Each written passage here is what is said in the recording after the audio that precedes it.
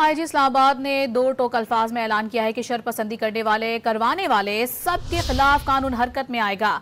करवाने वालों को भी करने वाले जितनी ही सजा मिलेगी। मुजाहिरीन को दहशतगर्द करार दे दिया। वाज़ेह किया कि सबको एहतजाज का हक है, लेकिन एहतजाज और दहशतगर्दी में फर्क है। अली नासिर रिजवी ने आगाह किया है कि कानून नाफिज करने वाले 71 एहलकार जख्मी हुए, उनमें से 27 को गोलियां लगीं। ऑपरेशन के दौरान 9,959 शरपसंदों को गिरफ्तार किया गया। की आड़ में किसी भी किस्म की दहशतगर्दाना कार्रवाई नहीं होगी, नहीं बर्दाश्त की जाएगी। कैसा प्रोटेस्ट है जिसमें लॉ एनफोर्समेंट एजेंसीज पे सीधे फायर किए जाते हैं?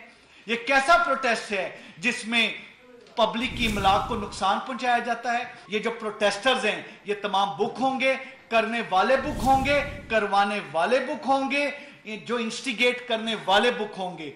ये नहीं होगा कि अगर किसी ने करवाया और किसी ने किया, जो करवाने वाला है, जो अबेटर है, अबेटमेंट की भी वही सजा है जो कि मेन क्राइम की सजा है। पंजाब पुलिस ने मुश्तरका कार्रवाई करते हुए 954 प्रोटेस्टर्स को पिछले 3 दिन में गिरफ्तार किया और उनमें से 610 प्रोटेस्टर सिर्फ कल के दिन में गिरफ्तार हुए।